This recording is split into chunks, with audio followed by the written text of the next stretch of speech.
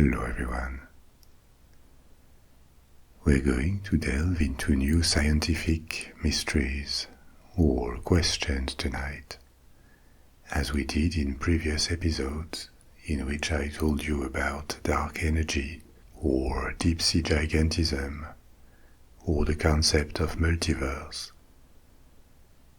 And as always, we will do it simply, in a way that is going to be accessible to everyone, even if you are not familiar with paleontology or the history of Earth.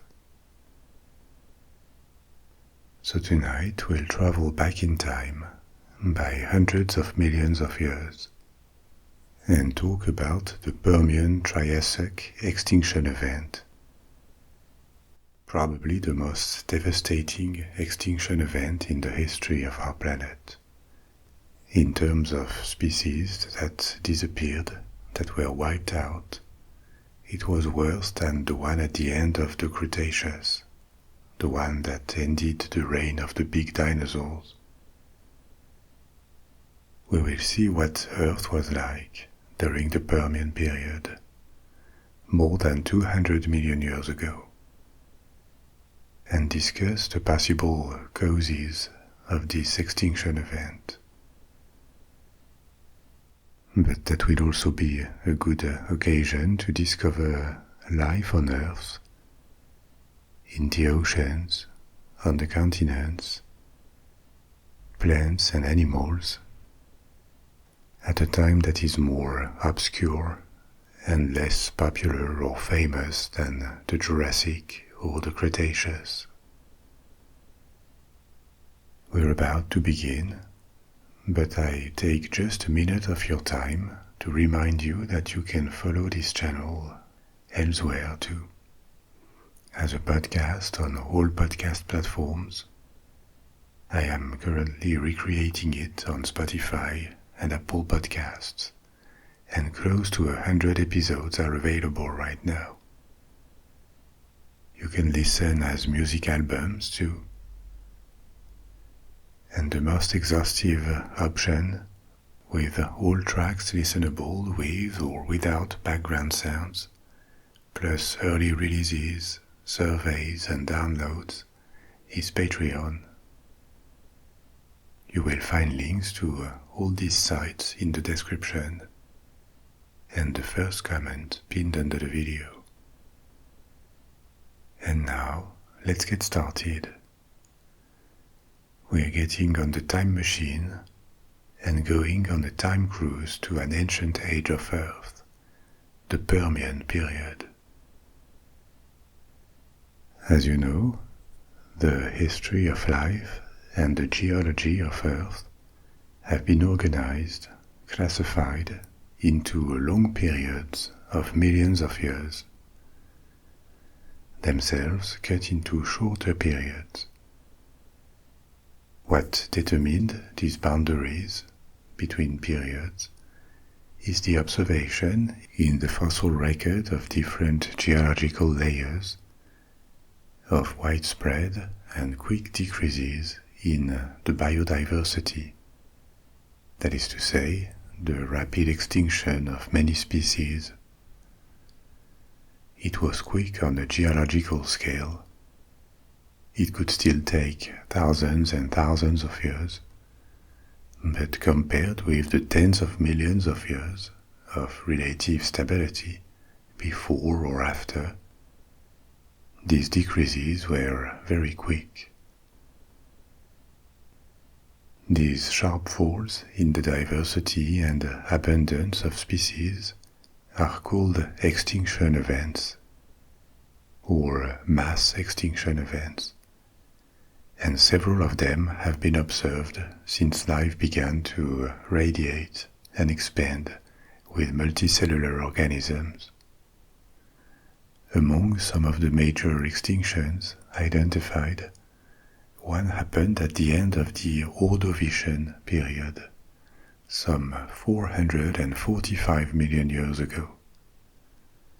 This event saw the disappearance of 85% of all species and 1/4 of the families of species.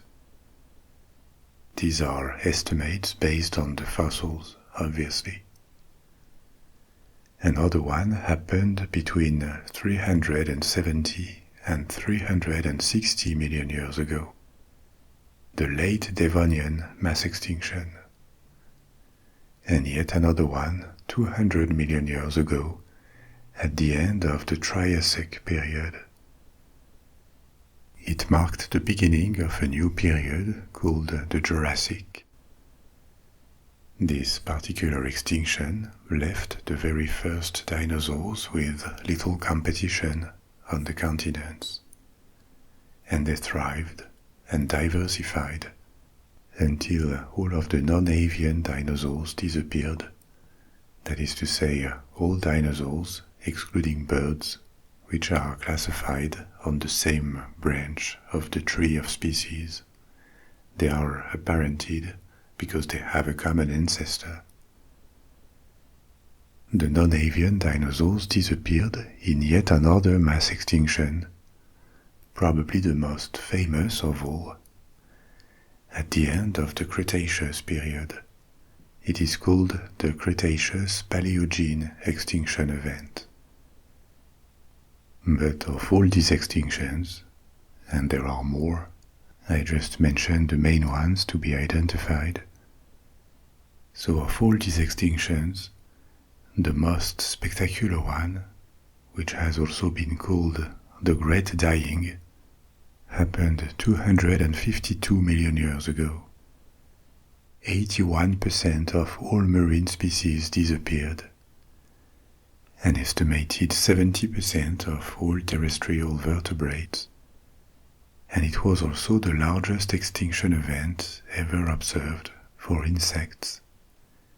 It put an end to groups that had survived since the early periods of multicellular organisms on Earth, such as the trilobites, one of the earliest groups of arthropods to appear in the fossil record, that had lived in the oceans for 270 million years prior to this extinction, and had survived various of them in the past. So what happened 252 million years ago? What disaster caused this? A meteorite? Volcanism? A dramatic shift in the climate? Something else that would have poisoned the Earth, its oceans and its continents? And what was life like at the end of the Permian period? That's what we're going to examine now. The Permian is a geologic period that spans 47 million years. The period that came before it is called Carboniferous, which means literally coal-bearing, because it was a time when many coal beds began to form around the world. During the Carboniferous, a large part of the continents had been covered in lush vegetation, and with it, layers of decaying vegetation, buried under more layers, would slowly begin to turn into coal.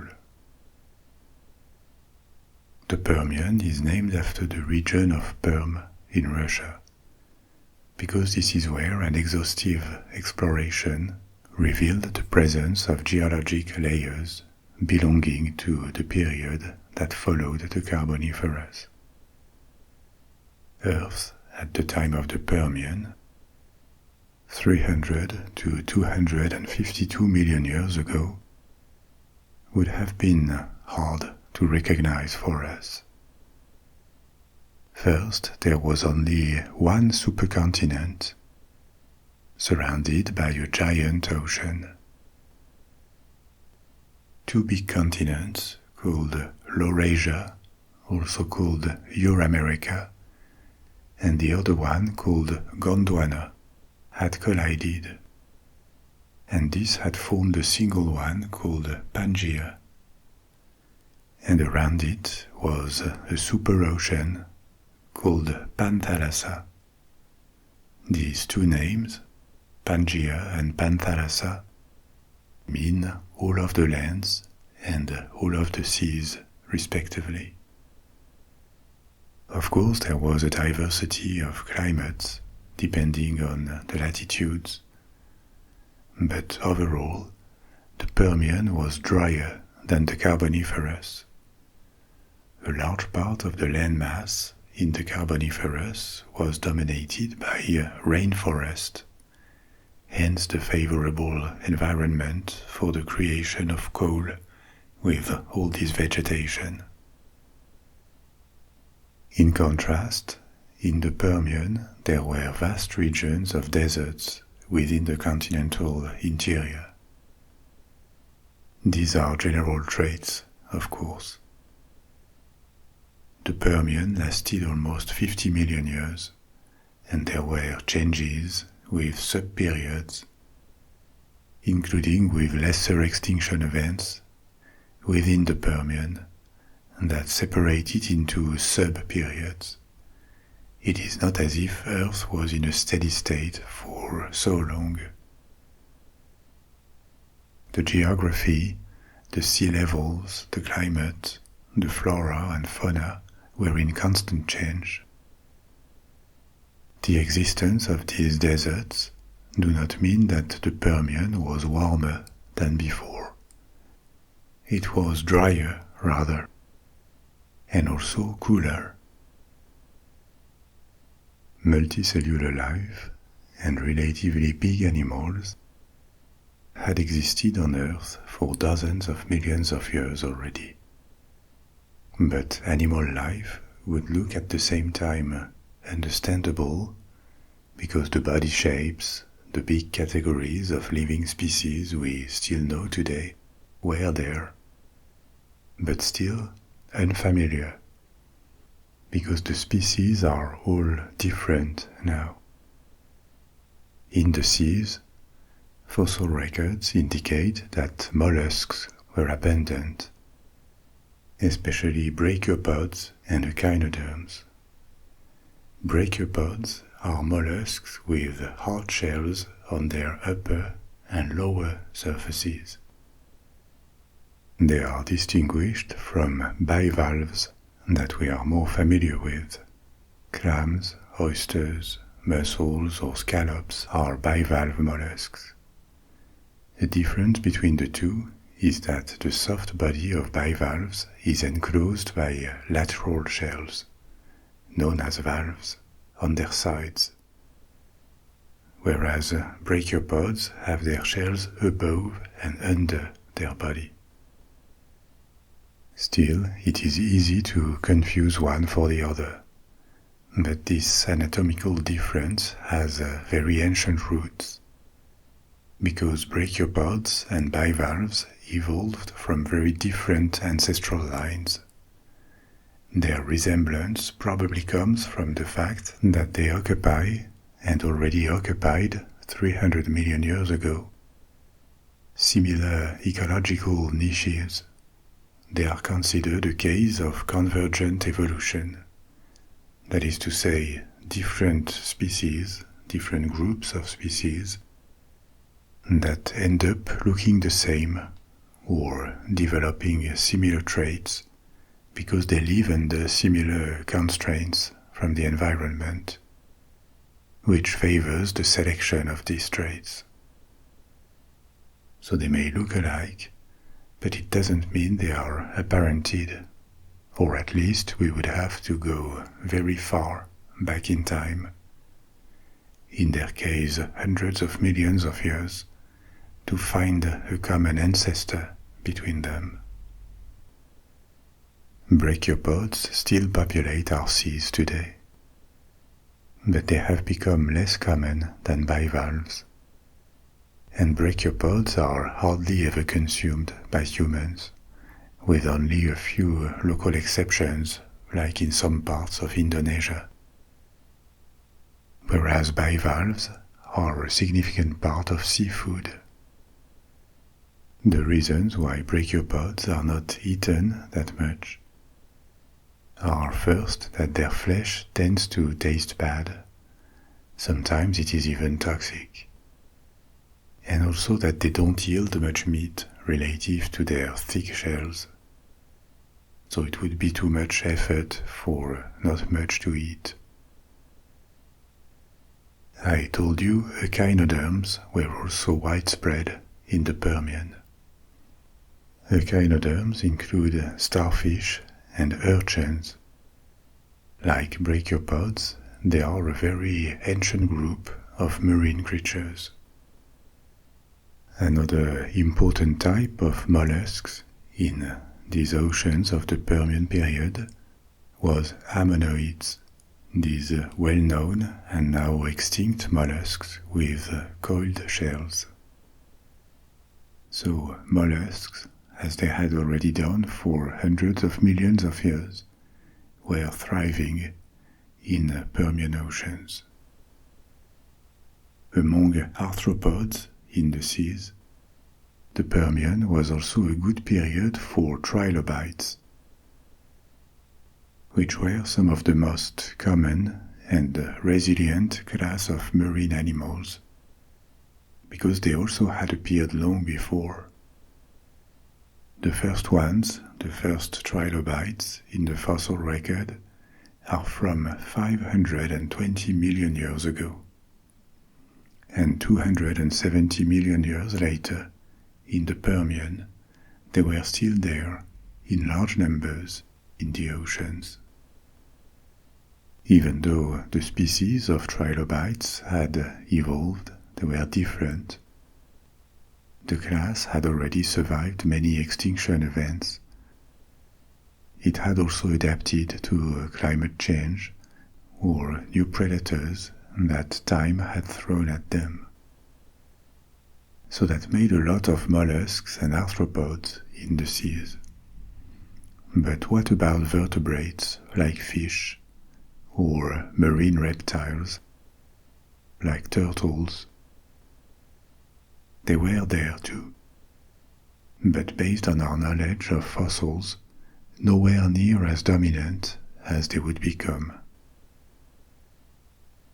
The very first marine multicellular organisms we know of had completely soft bodies, but quickly they started developing protections, shells, that are a kind of exoskeletons, and these first shells were primarily based on calcium. They made these armored pieces from minerals floating in the water that they filtered and reused. So they did not create themselves the material their shells were made of. But then appeared two big families, two types of bodies that had self-generated hard structures. Ones also with exoskeletons, but exoskeletons made primarily of chitin, a compound, a polymer that arthropods can produce to make their exoskeleton. Arthropods also have a soft body, but this body is contained into a rigid structure that they need to shed and remake to grow. Arachnids or crustaceans go through that process as they grow. They need to replace their exoskeleton because it is not growing with them. When their exoskeleton also has a defensive function, when it is an armor, if you think of lobsters or crabs, they also use some calcium to reinforce it. But arthropods still create most of their exoskeleton with the chitin their bodies generate. Another way of structuring a body, another type of body plan, is to have an inner skeleton, and this is the case of vertebrates.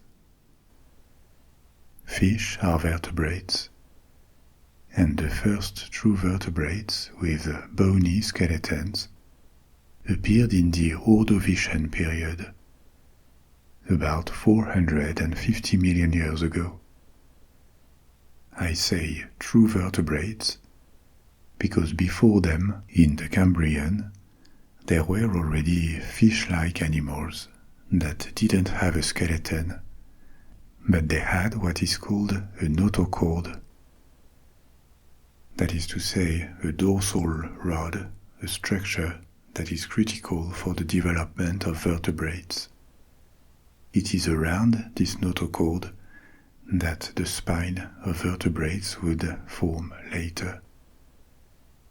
So the development of vertebrates took a long time before it reached the stage of bodies with a hard inner skeleton, serving as a support for the soft tissues and the organs around it.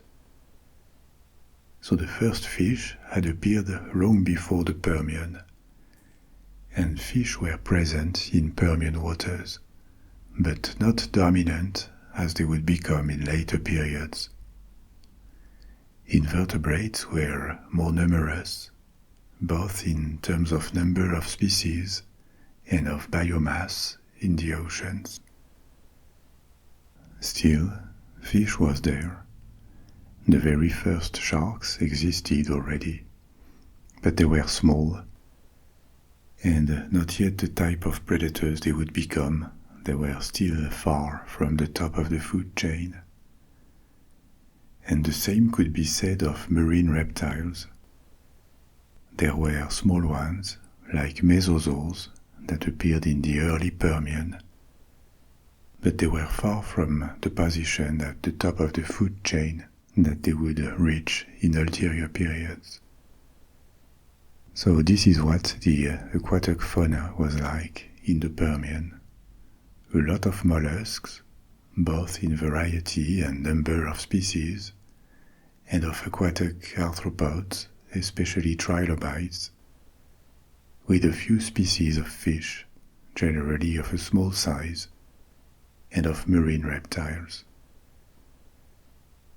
Now, what was life like on the land? A very important evolution took place for plants. In the Carboniferous and its rainforests and swamps, there had been a lot of trees, of plants in general, adapted to warm and wet climates. When it came to trees, in particular,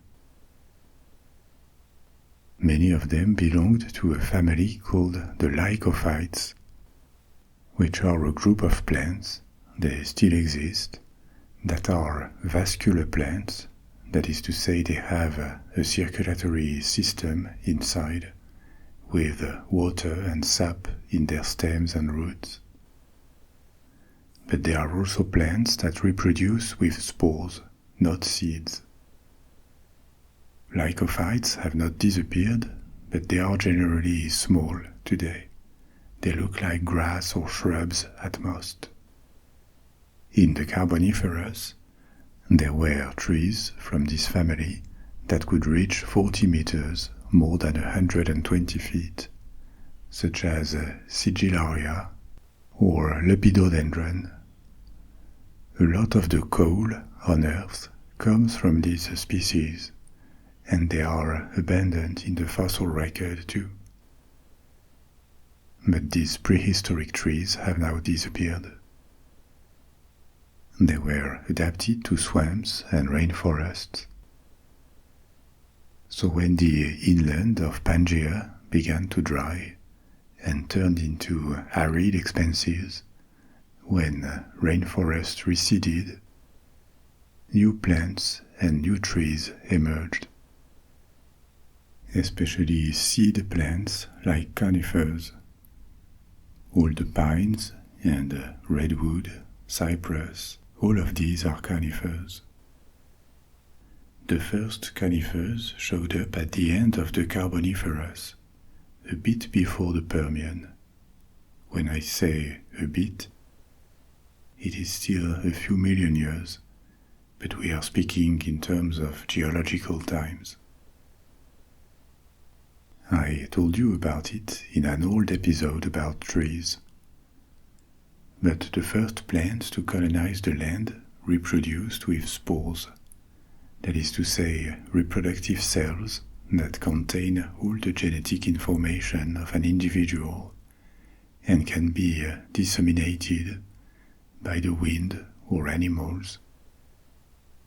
When they find a suitable environment, spores can grow by themselves, grow into a clone of the organism that created them. Sometimes spores can also participate in sexual reproduction. For example, for different types of ferns or for fungi, spores created by an individual can be genetically diverse, because there is another parent that has brought half the genetic material. But the spore, once created, is ready to develop into a new organism. It doesn't need to be fertilized. The other big reproduction method for plants is to use seeds, and seeds are embryos of plants. They are the product of the fusion between a male and a female gamete. Sometimes these two gametes can come from the same plant, so it is no guarantee of systematic genetic diversity, but seeds always have to be fertilized. And when this is done, they contain this embryo that will turn into a new plant. Historically, spore-bearing plants appeared first, and ferns that were very abundant when land plants colonized the continents are typically spore-bearing plants. The first seed plants appeared later, around 365 million years ago, in a period called the Devonian, before the Carboniferous. And from the start, they were rather successful. It costs more energy to make seeds rather than spores. Spores are relatively simple cells that can be produced in high quantity. Of course, each one has few chances of giving birth to a new plant, but their number compensates the low odds. Seeds cost more energy, and plants had to develop strategies or features that allowed their seeds to be fertilized. They needed insects to do the work for them. But not for free. Insects are offered food in exchange, and they are attracted by scents and colors, which is the evolutionary reason for the appearance of flowering plants. But once they have been fertilized, seeds are much more likely than spores to prosper.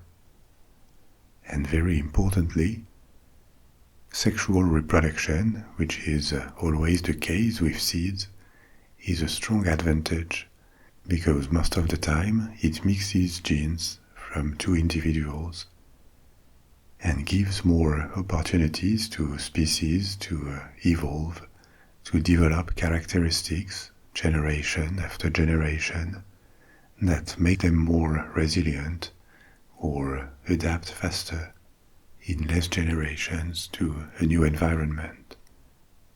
Actually, very large plants today, like most of the trees, are seed plants. Spore plants have not disappeared. There are still plenty of ferns, and spores still work for algae or for fungi. So it is also a performing method. But for land plants, seeds were a major innovation and an advantage for many species of them. And conifers were not the first seed-bearing plants, but they appeared relatively early, and they became very successful.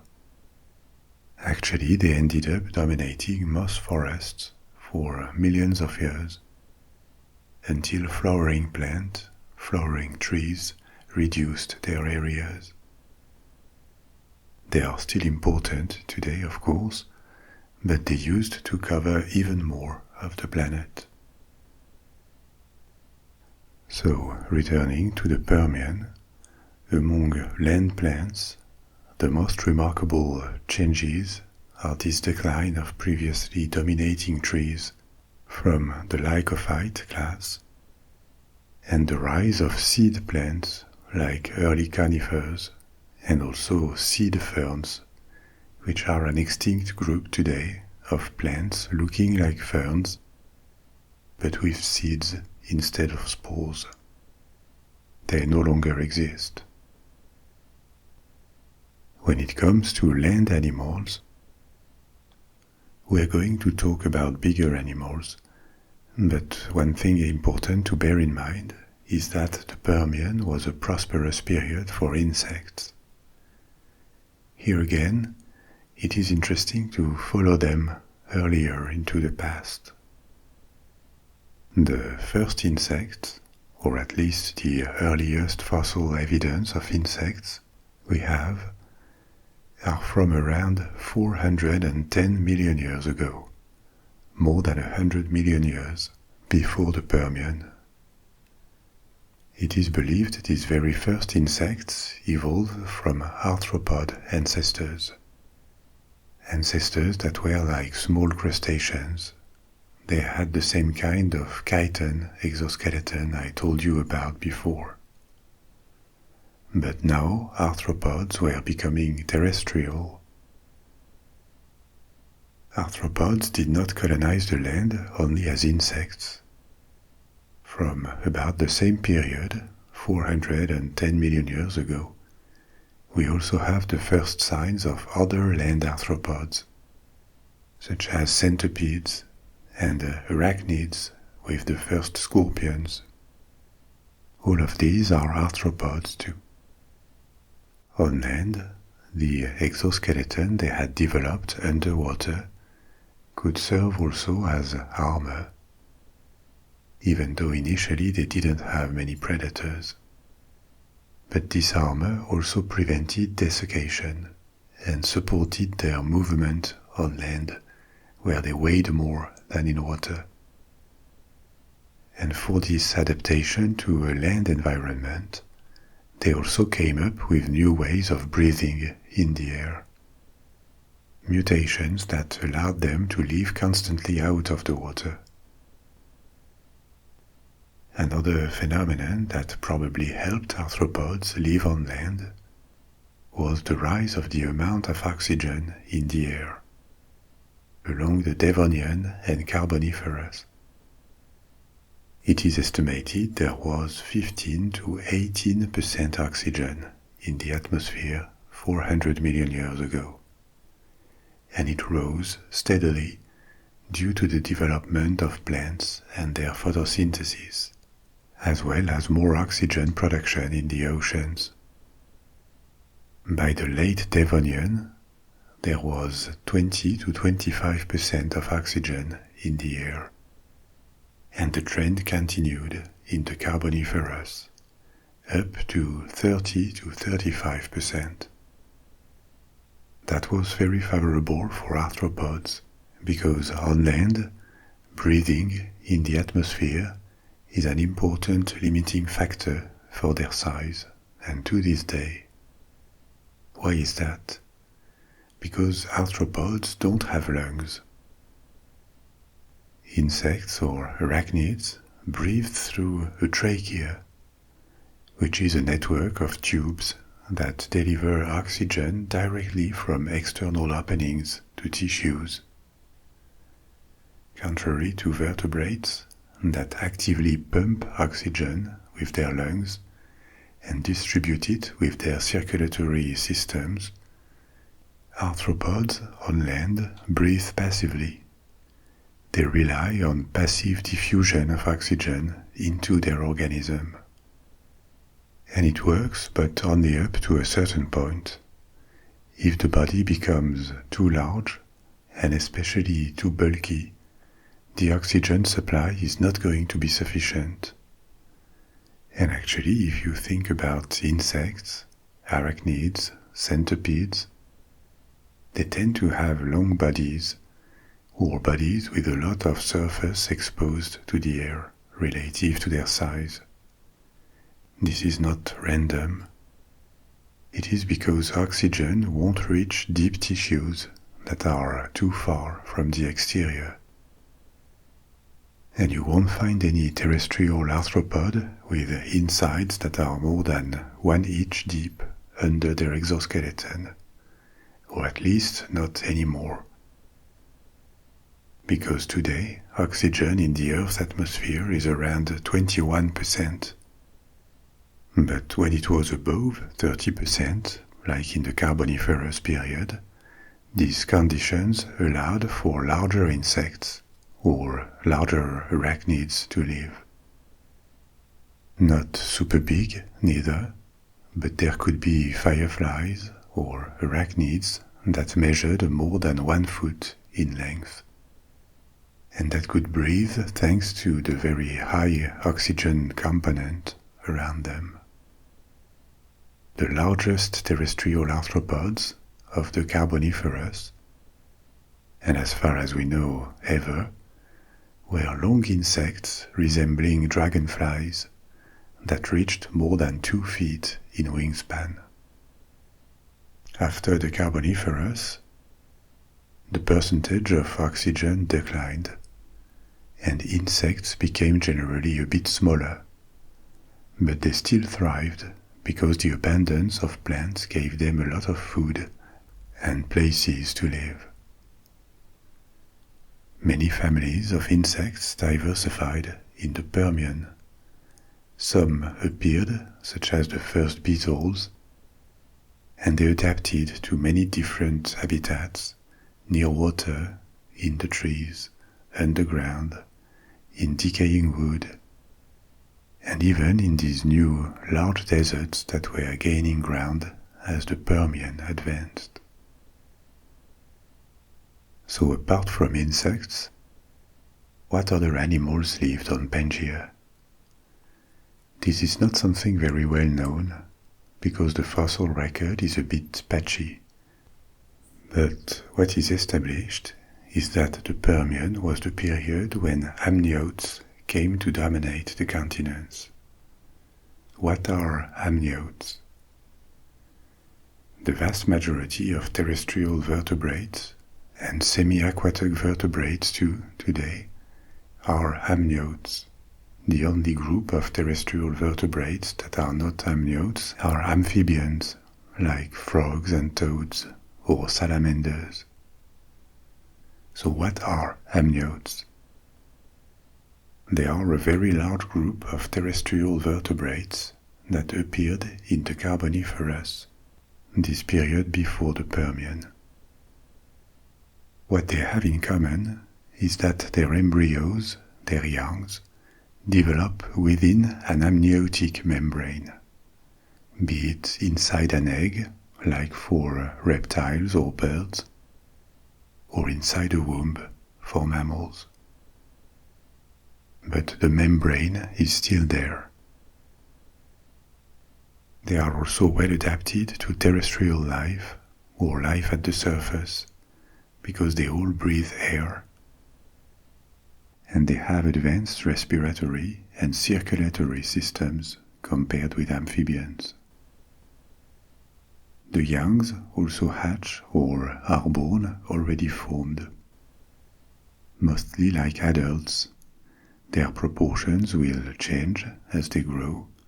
They will acquire feathers or fur, or harder scales, but they are miniature versions of the adult, with their body plan already in place. They don't go through metamorphosis like amphibians do. There are other characteristics that separate amniotes from other groups, but as you see, it is a very large group that includes reptiles, birds, and mammals as well. Now there are 2 clades, that is to say 2 main branches of amniotes. One is called Sauropsida, and today it includes reptiles and birds.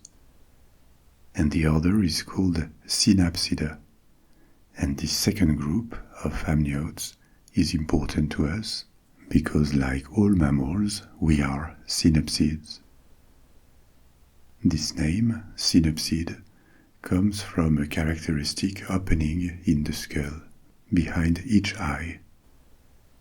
So the two groups of amniotes, synapsids and sauropsids, diverged by the late Carboniferous. The two groups survived the extinction that ended the Carboniferous, and in the Permian they came to dominate the land. Now the first synapsids still looked a lot like reptiles, and that's not surprising because the sauropsids that gave modern reptiles and birds were their cousins. The separation was still recent. The dinosaurs that did not exist yet in the Permian were sauropsids.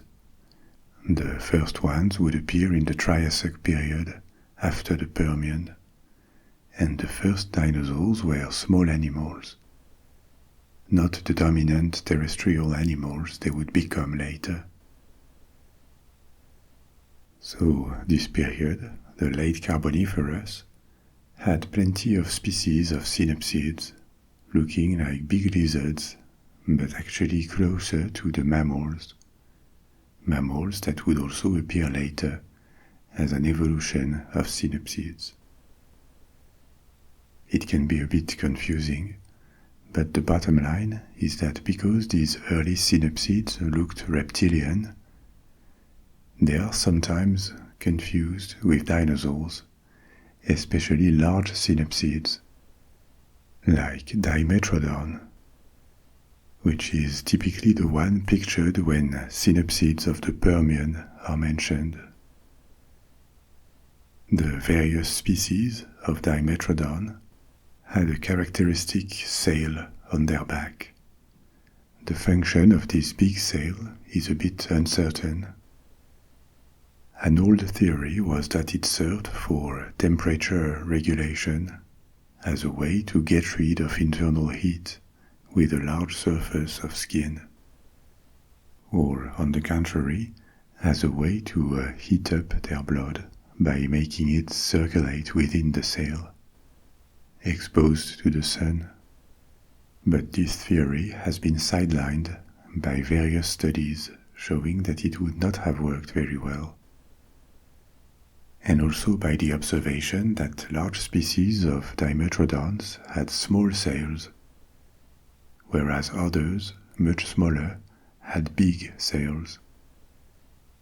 So nowadays, this particularity is thought to have been mostly used in courtship displays, like the feathers of peacocks, or to intimidate rivals, because Dimetrodon was probably on top of the food chain at the time, an apex predator. It was carnivorous, and no larger or more powerful animal is known. It is believed it fed on fish, reptiles, and amphibians, probably other synapsids too. Now, Dimetrodon may be more famous because they looked like archaic dinosaurs, and they were big, but there was a large variety of synapsids in the Permian, big and small, herbivorous and carnivorous. The smallest ones had the size of a rat, and the biggest ones, that emerged later in the Permian, could be bulky herbivores weighing a ton or more. Like muskox, that were heavily built plant eaters, it is believed they lived partly in water, like hippos do today. Alongside synapsids, there were many sauropsids, reptiles, most of them rather small and looking like lizards. A curiosity by the late Permian is the appearance of a type of lizard with wings, like modern gliding lizards.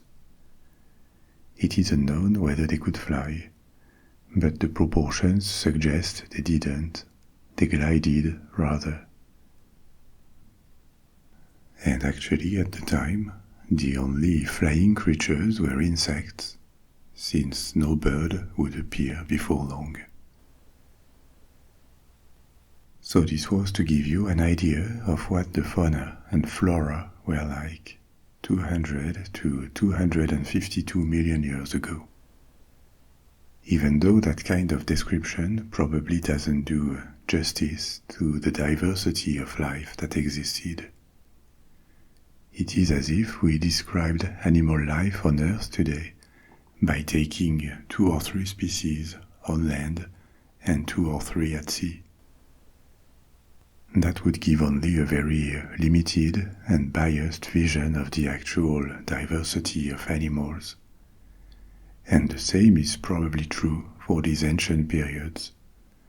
There were literally thousands and thousands of species around the world, tens of thousands, depending on the regions, the climates, and the variety of landscapes and ecosystems, a variety that was no lesser than today.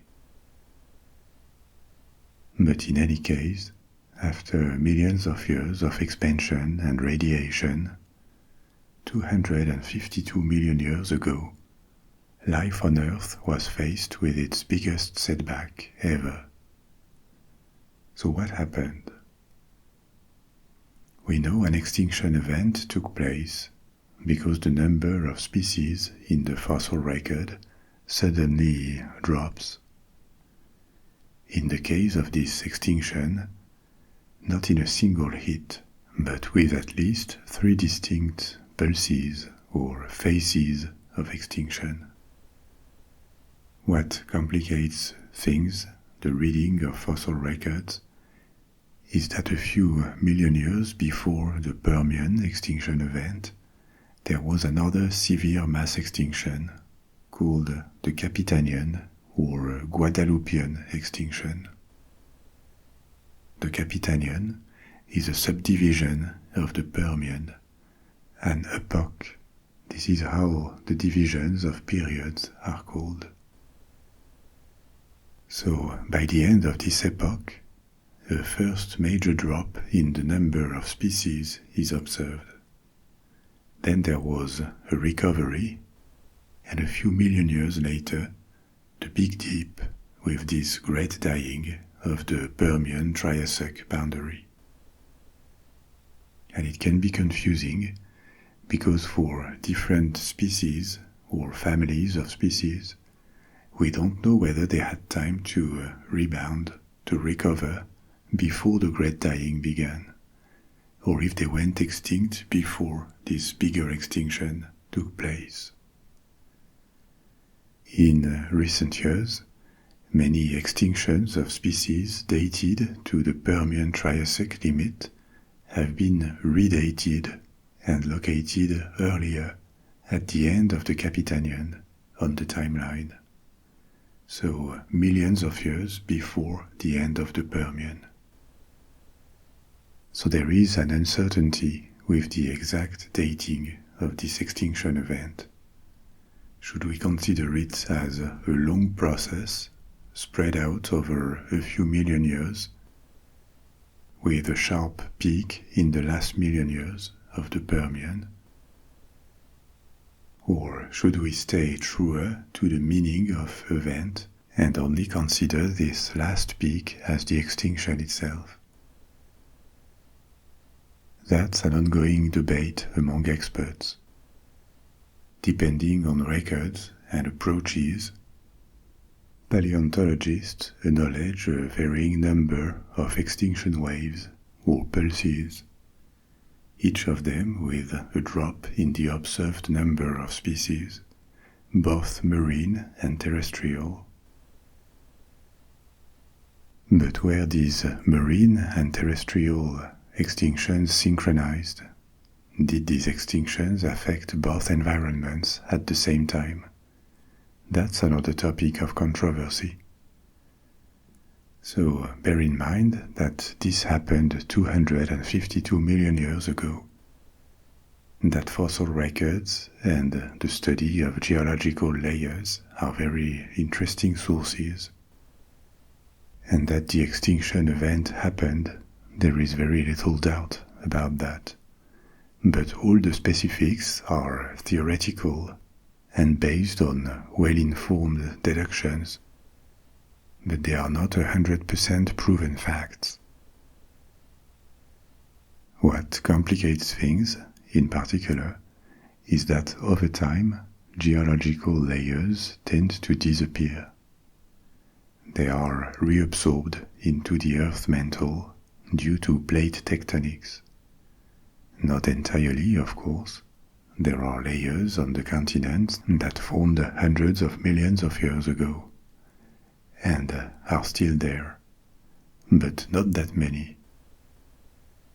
And beneath the ocean, there is not much information to find, because the spreading seafloor, this oceanic crust that forms around oceanic ridges, and then gradually moves away from the ridge, so this seafloor is recycled over around 200 million years.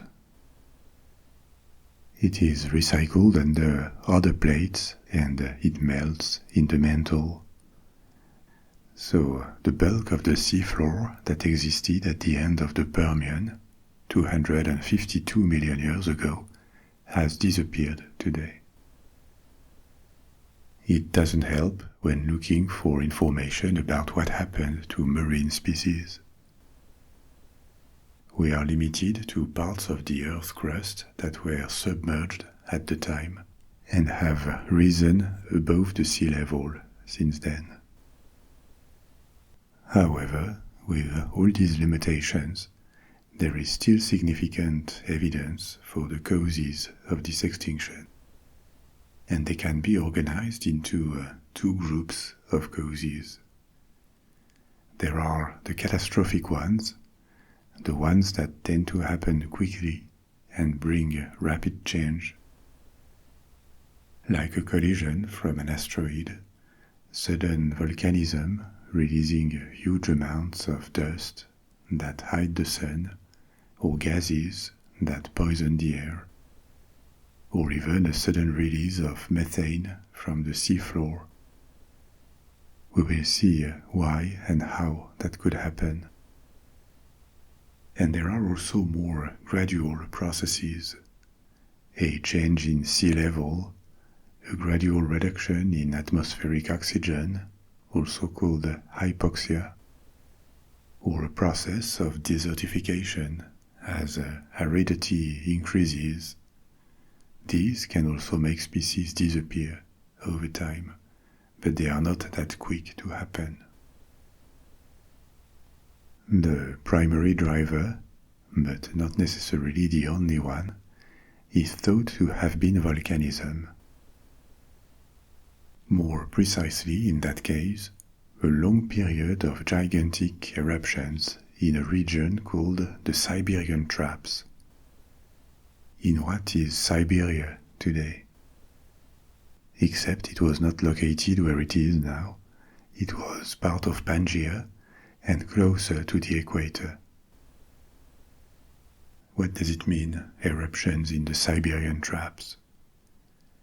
It has been observed that on a gigantic region of about the size of Australia, intense volcanic activity released a gigantic quantity of lava, 1 to 4 million cubic kilometers, and also huge amounts of gases released into the atmosphere. We know it because this region has enormous beds of basalt, a volcanic rock that is basically what this lava became when it cooled down. In the middle of the Siberian Traps, there is a continuous region of 2 million square kilometers, that's 770,000 square miles, about 3 times the state of Texas, of basalt floors, in some places up to 2 miles thick. and these are remains of this massive lava flood. It wasn't quick. The whole process lasted several million years, with a peak of activity in the last million years. That fits well with the extinction event.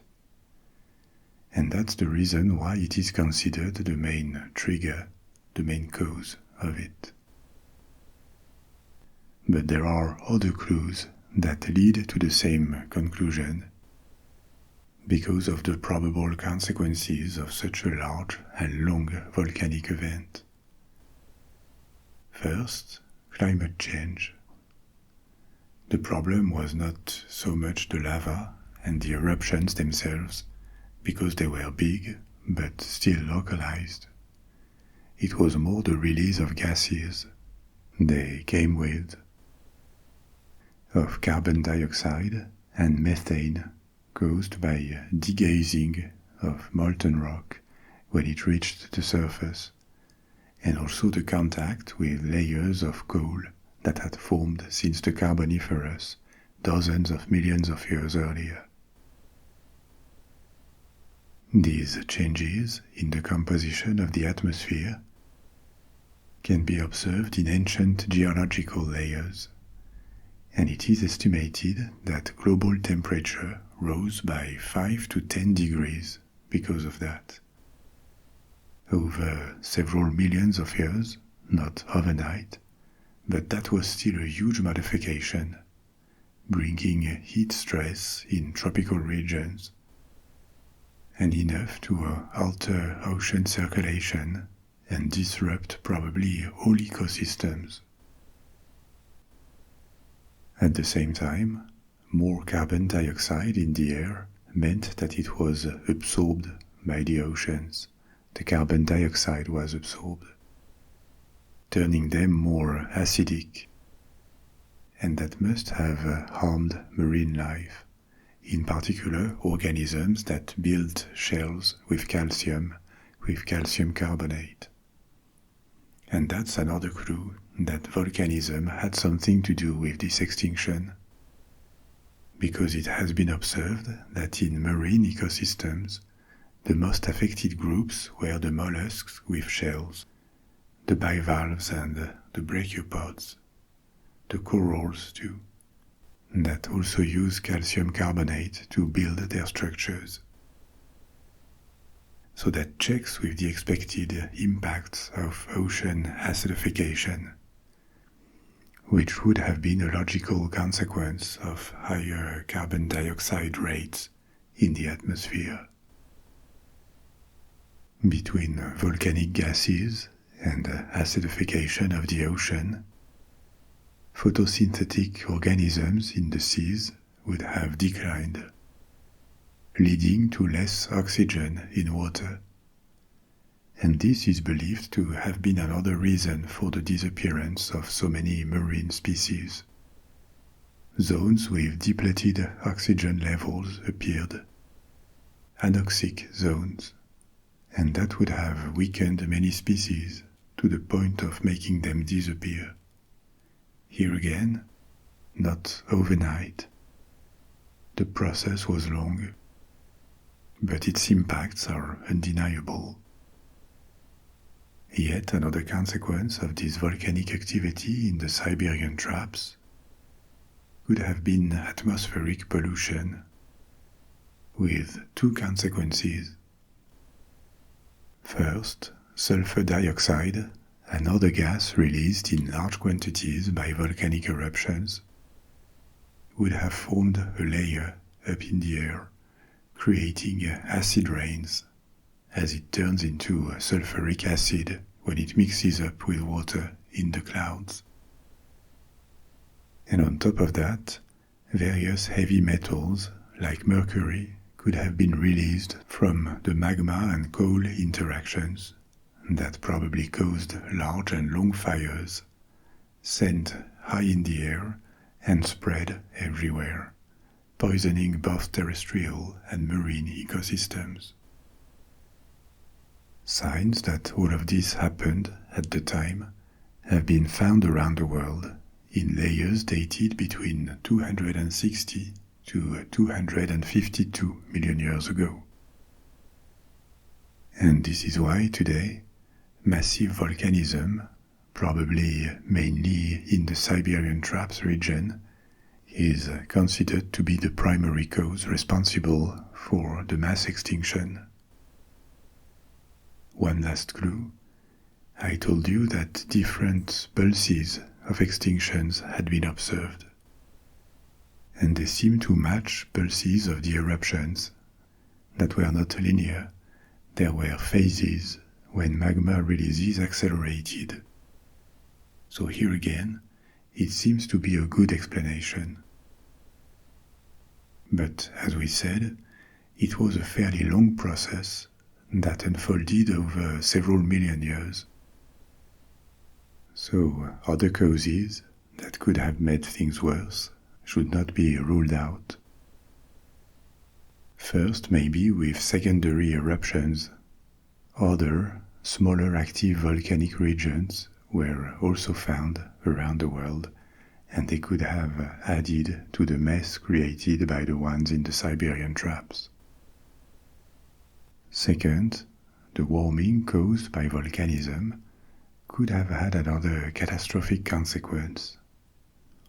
Large reserves of methane were frozen or trapped on ocean floors, and in the permafrost, these soils that remain frozen all year round, including in the summer. But with the rise in temperatures, the permafrost could have begun to melt, and the rising temperatures in the seas could also have led to a series of chemical reactions causing the release of this trapped methane. Methane is a powerful greenhouse gas, and it could have accelerated the warming process I was describing before, contributing to this 5 to 10 degrees increase in temperatures globally. There is no solid proof, but the cherry on the cake of these crumbling ecosystems could also have been an asteroid impact. There is a crater in Brazil at Araguaia that could be the product of an impact during this period, something that would have added to the ongoing chaos, but it is not certain because there is no evidence that it was big enough to have a global impact. Maybe it was too localized to lead to an extinction event by itself. Still, the planet is and already was 70% oceans and 30% landmass, so it is perfectly possible that a collision would have left no remains if it was at sea. Of these different causes, none is totally new and specific to this event. They had all been seen before: volcanism, releases of greenhouse gases, climate change, collision with asteroids. These are the most likely causes of the extinctions that happened before and after this one. But what made it particularly severe this time was probably the accumulation of causes. It was like a black swan situation, as people say for the economy or financial markets, when unlikely but possible negative events happen at the same time, and their effects pile up. They reinforce each other, leading to catastrophe. And that probably explains the worst extinction event the Earth ever saw. After a marked decline of life that lasted hundreds of thousands of years, with no recovery possible because the conditions remained very hostile, poisoned air, aridity on land, anoxia in the oceans, structural lack of food for all levels of food chains. So after this long ordeal, things started to reverse, as they had done several times already since the emergence of life. 81% of marine species had disappeared, and 70% of terrestrial vertebrates. That still left hundreds, thousands of species ready to retake ecological niches and repopulate ecosystems as soon as they would offer more favorable conditions. Not returning to the exact same situation that prevailed before. Life and nature don't do that. They evolve, and the same niches, the same environments are reoccupied by new species that are adapted to the world they live in. The recovery was slow, slower than after other extinctions, because of the scars left by this one. And little improvement, little diversification of life is perceptible in the fossil record of the first million years of the following period, the Triassic. Until 247 million years ago, when progressively it appears that plants recolonized lost territories, and algae and other microorganisms retook the surface waters of oceans in larger numbers, starting to reoxygenate the oceans and the atmosphere. Greenhouse gases decreased, temperatures cooled down a little, and a virtuous cycle for ecosystems replaced the depression and vicious circle that had dominated for millions of years. Life was healing and transforming. On the continents, amniotes had survived and remained the dominating life forms on land. They formed new groups. You remember I told you they were land vertebrates with two main families, two clades, the sauropsids, reptiles, and the synapsids that were the ancestors of mammals.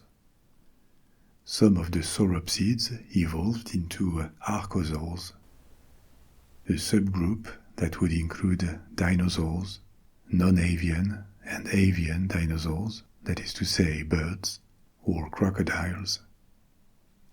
These archosaurs would be called to dominate the land with the rise of dinosaurs. Not yet, not in the Triassic, it would take more time.